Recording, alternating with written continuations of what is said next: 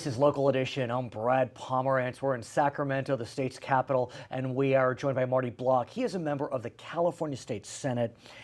And sir, I recently have learned a lot about the question of human trafficking as through my work as a journalist.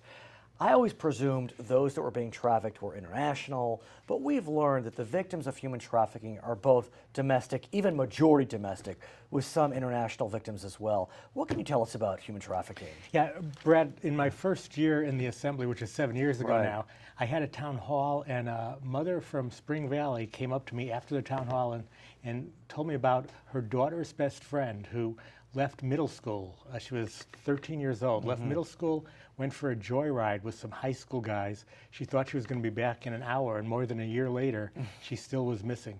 And we later found out that she'd been trafficked all over the state, basically used as a prostitute by these gangs in San Francisco and LA and San Diego, Sacramento, to raise money for the gang.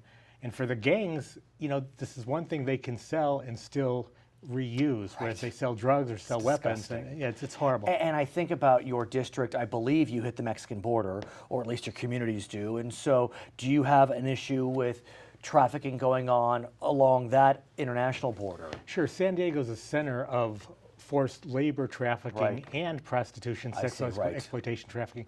Much of it coming across the border, but frankly, most of it coming just from within San Right. Diego and other parts of California. And you said it, I understand that a lot of trafficking goes right up the 5. Absolutely. Right up the 5 freeway, all the way up, practically to Canada. If you follow the same routes that drugs are coming up from Mexico into this country and Canada, that's the same route that traffickers are using. Now, what's been so discouraging about the trafficking epidemic had been how we approached the, quote, victims. So often these victims were treated as perpetrators, as defendants, as criminal defendants. They were being charged with prostitution, with solicitation. Many of them were minors to boot. So we have seen a sea change on that, but there are still many who have that scarlet letter of a conviction when they were a victim of trafficking. What's the current law on trying to remove that conviction? Well, current law allows convictions for solicitation, for prostitution, to be expunged from a record if a young girl or Right. a boy can show they were captive when they committed Right. those acts. We're trying to go a little bit further this year. It's interesting. I would not have thought of this, but here's the challenge. It's obvious that these young men and women can be charged with solicitation, prostitution, convicted, but there may be other offenses that attach. It could be a vagrancy offense, a loitering offense, a drug offense. Under current law, can those offenses be removed from a record if it's proven they were a victim of trafficking? Yeah, unfortunately, under current law, they cannot be removed, and that then makes it all the more difficult for these young people who've been victims to integrate back into society because they have criminal records. So this year, my Senate Bill 823 will give the courts the ability to take any prior convictions if a person can demonstrate they were victims, they were being trafficked, they were being coerced at the time, to vacate the judgment against them. It's even better than expunging the record. Explain that for us, because there is a distinction. Sure. Expunging means you had a conviction and it's now no longer going to show up on the records. But in our era of computers and information, it's always there. Right. Vacating the judgment means there really was never a judgment against you. And this will give them a clean slate, basically, when they go out to restart their lives. I do want to look forward, if I may, and ask you about the 58 district attorneys in our state. Are they understanding, appreciating who these young men and women are? I mean, in the final analysis, we would hope they would never even be charged. And so, I see a sea change in some more urban centers, but are we starting to see a shift in thinking so the charge is never even made? I know this is beyond the purview of your bill, but in your mind. Yeah, I think we're seeing definitely a sea change. Now, I can't speak for all 58 DAs, but among those I've talked to— San Diego, for example, right. People understand what's happening here. The DAs got behind a bill I had a couple of years ago that allows them to consolidate cases when a woman's been trafficked in, again, San Francisco, Sacramento, see, LA. right. It used to be that each jurisdiction would prosecute offenses separately, and the poor victim, who's already traumatized, would have to go and testify before her former captor over and over again.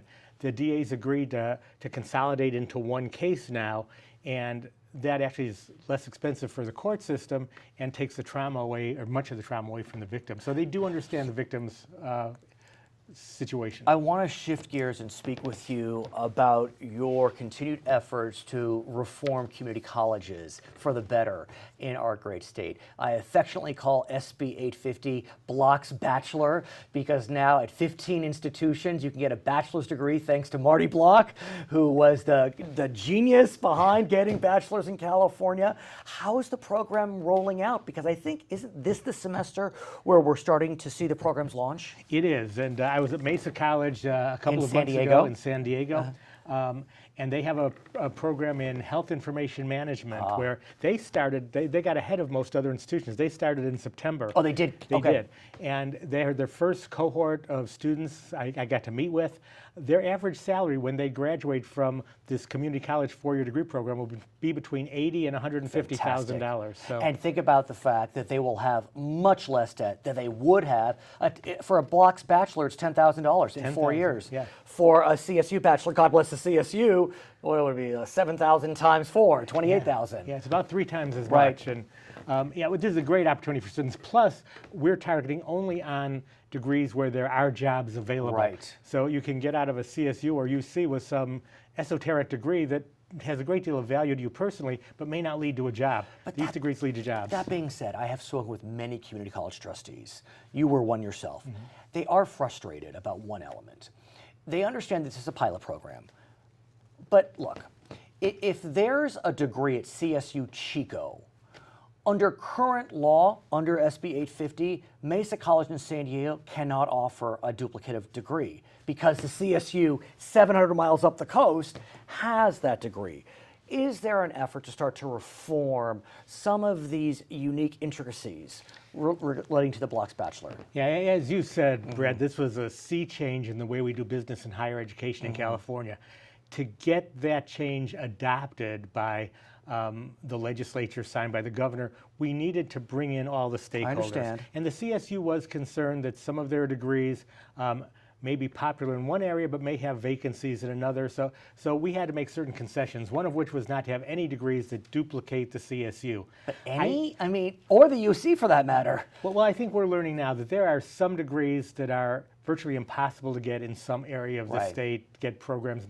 There are some degrees where the need in the workforce is so high that having a community college degree won't impact a CSU degree.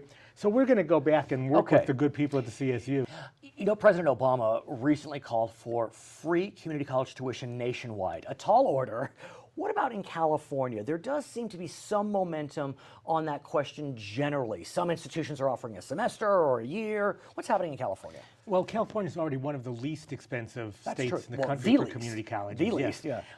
And we are looking at what the president is suggesting. There's going to be a hearing of the Senate Budget Subcommittee on this issue. We're bringing in stakeholders from various different groups to talk about that. I think we're going to move in that direction as well.